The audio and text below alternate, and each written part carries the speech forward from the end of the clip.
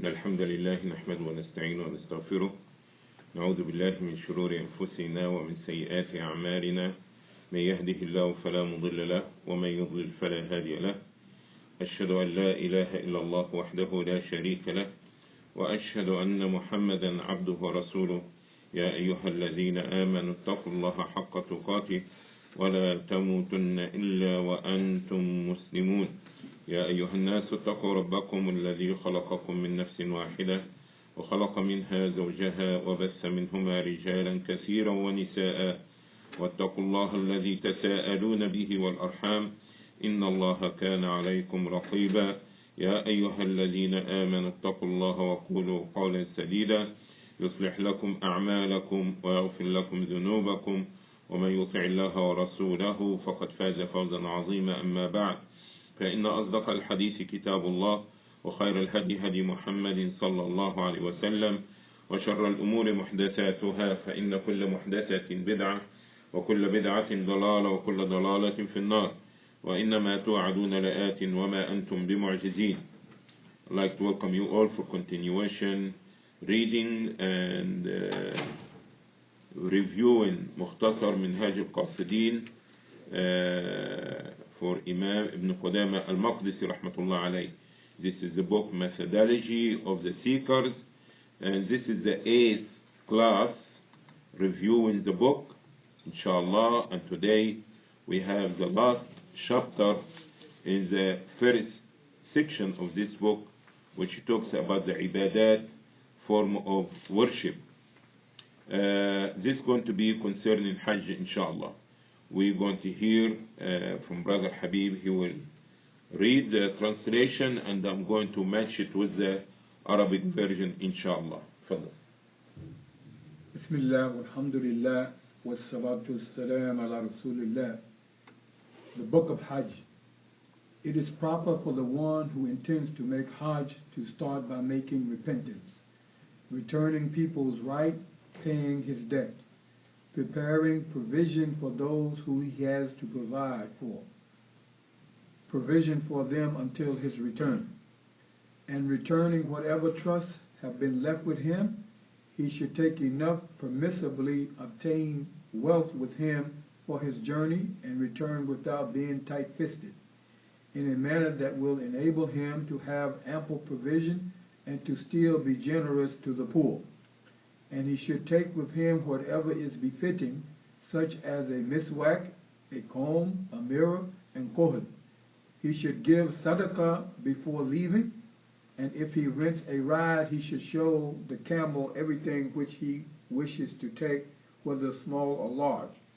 Although this is talking about, you understand, somebody in the 6th century, which people, they go to Hajj traveling on foot or they have camels.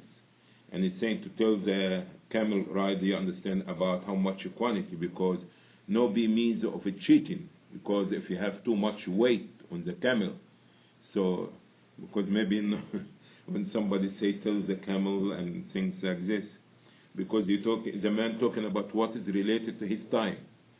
That means make things clear to the driver, okay? Because in that time everything that loaded on the camel and this is the transportation, so let him aware so no be any cheating in the amount that he paying for the ride. Okay. For a person said to Ibn, let him give a charity before he leave, and the point that we were talking about. And if he rents a ride, he should show the camel everything which he wishes to take. Show the camel? Yeah, that's what he said, show the camel. Okay. The camel. The camel owner. Okay. Owner. So, yeah. Not the camel, he could not show the camel anything. That means the person who owns the camel, that he's going to put his camel as a hire. You hiring the camel, you put in your luggage, whatever you carrying with you, let it, okay? Okay. He should show the camel owner everything which he wishes to take, whether small or large. For a person said to Ibn al-Mubarak, take this letter to so-and-so for me. So Ibn al-Mubarak said, not until I seek the camel's permission. Okay, the camel owner. So this scholar, Ibn al-Mubarak, rahmatullah alayhi, was so concerned. Like I said to you, do you mind to take this book, you understand? So he doesn't want to add any little weight on the camel without the permission of the camel owner. And it is proper that he seek a pious travel companion who loves the good and helps in that, who will remind him if he forgets and help him when he remembers and console him if his chest becomes tight. And they should... This in general, is this a description of a good company, the person that you should be with, especially when you're traveling. A person that when you forget about the remembrance of Allah, He will remind you. A person that when you remember Allah will aid you and assist you so to increase your obedience to Allah. And a person that can be that if there is something worrying you or disturbing you, you can have a confidential conversation with him. Okay? He should choose the one with the best manners, who is most gentle with his companions, as an emir. An emir is necessary because people's opinion differ, and thus without an emir, matters would not be organized well. It is upon the emir to be gentle with them, to look at what is best for them, and to place himself as a protector over them. Okay. This in general, you understand, when three people traveling, that they have to have emir among them, okay? To cause these confusions and everybody have a different opinion. Let's take a stop by this rest area, the other people want to continue. So the Prophet ﷺ, this is not only related to Hajj, but since it's a Hajj, there is a journey, he says that you appoint from the companies that you in, emir. But any kind of traveling that we're going someplace, that if we are three or more, that we should have one person to be the emir. And it is proper that the traveler be polite in speech and feed others and behave with good manners. For truly, travel brings out the secrets of the internal state. Mm-hmm. Whoever is good-mannered while traveling, which is a state which brings annoyances, then he will have better manners while in residence. Okay? So remember now that you don't know a person until you, what you call, rub it off with this person, okay? That you really get into things, bring up a dispute and disappointments, and you see how the person going to relate to you in time of anger and time, okay? But these things, you don't get to know the person until one of the things to get to know a person is traveling with the person. Mm-hmm. Whoever is good manners while traveling, which is a state which brings annoyances, then he will have better manners while in residence. It has been said that if a person is mentioned well by those who interact with him while in residence, and by those who occupy him in travel, then you should not doubt his righteousness. And it is proper for him to greet his companions and brothers who are staying back farewell and to seek their dua. He should go out early on a Thursday, perform 2 rak'ah in his house before leaving, entrust his family and wealth to Allah's care, and say the words of dua and zikr which has been reported upon leaving his house and upon mounting his ride and when descending for the night. New section concerning the internal matters of Hajj. You should know that there is no reaching to Allah except through withdrawing and retiring for the sake of serving Him. The monks used to retire to the mountains seeking intimacy with Allah. So Hajj has been made to be the monasticism of this ummah. So from the manners that should be upheld, he should make his Hajj free from any trade which will occupy his heart and scatter his thoughts, so as to concentrate solely on the obedience of Allah. He should be disheveled and covered in dust, ragged in appearance, and not being excessive in beautifying himself. Okay, saying that you understand no business during, he said he should, okay? But it is permissible that a person during Hajj, okay, will make some trade. And this is part of the benefit of the Hajj, which Allah had allowed. But the Sheikh here, Rahmatullah alayhi, is saying about to maximize your benefit from the Hajj, okay?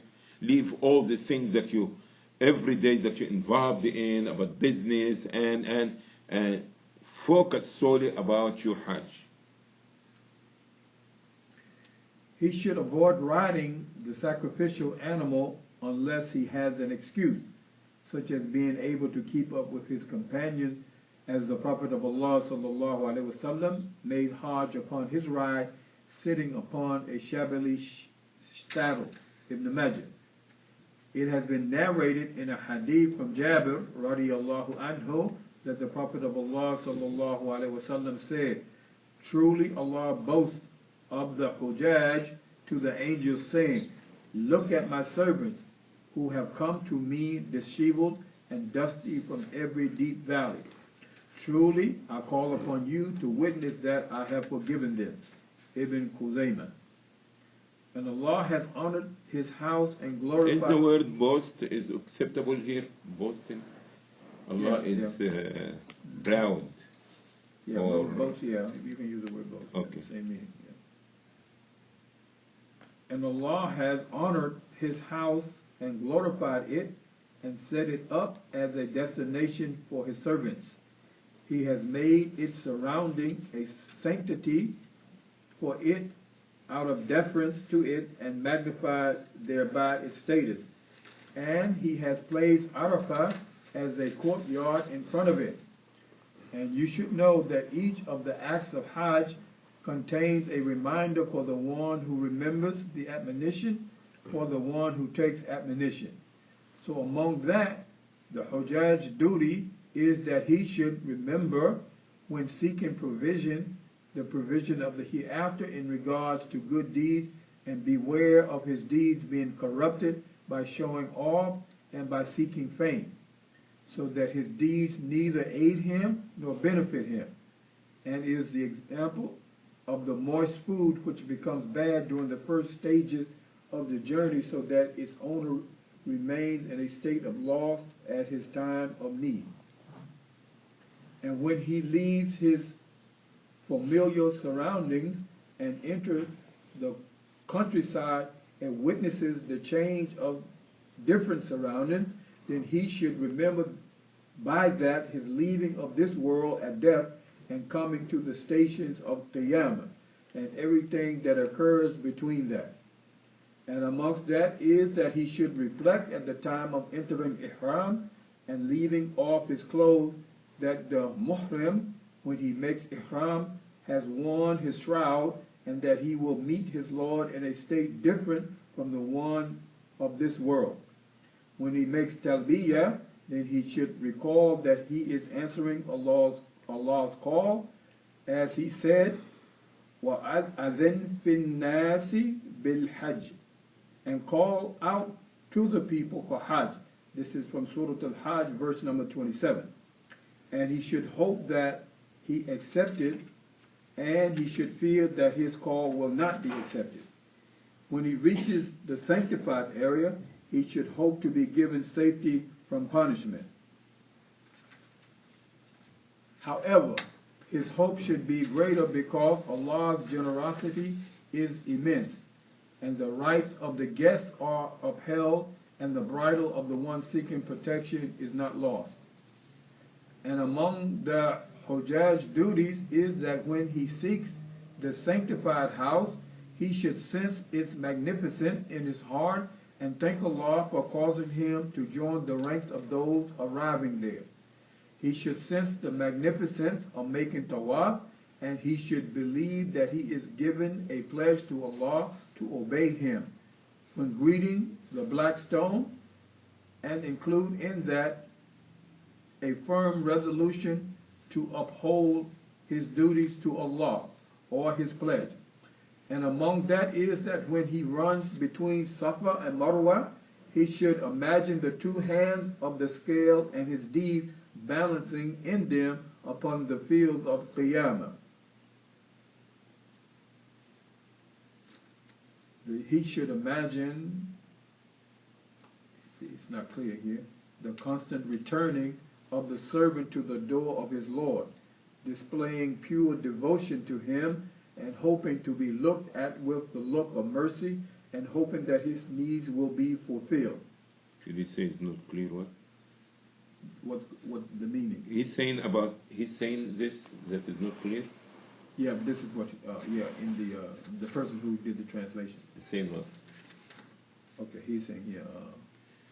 Okay, let him feel the greatness of making tawaf around the Kaaba, and believe when he hug or kiss the black stone that he making pledge to Allah in his obedience, and to add to this his determination to fulfill the pledge, and let him remember when he hold to the veil or the dress of Kaaba and hugging the Kaaba, that he taken a refuge to his master and the nearness of the beloved one. Yeah, that's what's missing. Okay. So the last thing that you read. Okay. So make a zero so we can clarify later on, inshallah.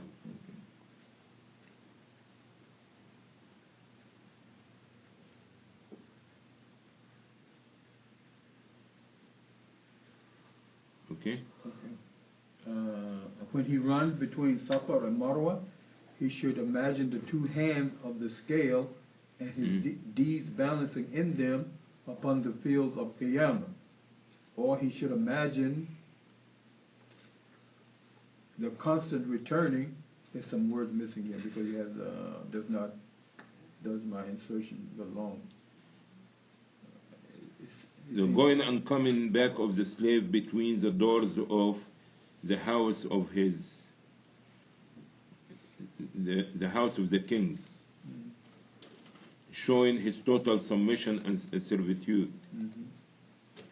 It's clear? And hoping that he will stare at him with the eye of mercy. Okay, you got this? Yeah. So he says it's not clear also? No, there was a statement, there's some words in here. He should imagine, and then he said, he didn't, the constant return, okay. Of the slave servant, okay. To the door of his Lord, okay. Okay. So there's no need for this. Okay. And as for the standing at Arafah, then he should remember, due to what he witnessed of the throngs of people, the loudness of their voices, and the differences of their languages, the standing on Qiyamah, and the gathering of the nations. Can you put between two parentheses that you need to put in case somebody new Muslim or non-Muslim reading the book? Qiyamah between two parentheses, the standing for the judgment or the assembly for recompense or anything like. So basically need to translate. Yeah, the word of Qiyamah. And the gathering of each nation from everywhere and seeking intercession. You got this there? Yes. Gathering of different languages, the standing on Qiyamah, or the last day, and the gathering of the nations to that place, and they're seeking intercession. Okay. Then when you stone the Jamrah, intend by that to uphold the order of Allah and display servitude, submission. And what, when you stone the Jamrah? Intend by that action to uphold the order of Allah. To oppose? Uphold. Okay. Uphold the order of Allah. Mean holding and submission to the order of Allah. Okay, and showing total submission, servitude, and mere obedience without any gain for the self. Okay. As for visiting Medina, when it appears to you, then remember that it is the city which Allah selected for His Prophet, sallallahu alaihi wasallam, obligated upon him hijrah to it and place his home in it. Then imagine the Prophet ﷺ's footstep and his moving about therein, and reflect upon his khushu' and tranquility. When you come to visit his grave, then gather your heart in exaltation and reverence of him, and imagine his blessed self in your mind, and gather the exaltness of his status in your heart. Then greet him, and know that he knows of your presence, and you're greeting him as has been mentioned in the hadith. This we need to about knowing. So the pronoun here, it seems that referring to the Prophet sallallahu alaihi wasallam. So I don't know about being knowing about your presence, because is it right, Sister Naima, or what do you think about this? Okay. You guys have to know that this book is a summary of the summary of the summary of Ihya Ulumuddin, which is written by Imam Al-Ghazali. And so you may find sometimes that shooting off, if this is the term that you can say, from the proper Tawheed, okay? So about the Prophet ﷺ knowing about your presence. As the taslim, this is different, you understand, but about your presence there, so please put a question mark there. I did. Okay. And that's the end of that section. Oh, finished? Okay, alhamdulillah. We're going to be seeing that we, like I stated yesterday, we finished the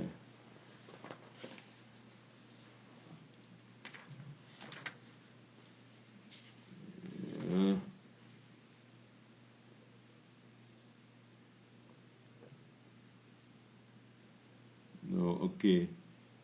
Still under this book,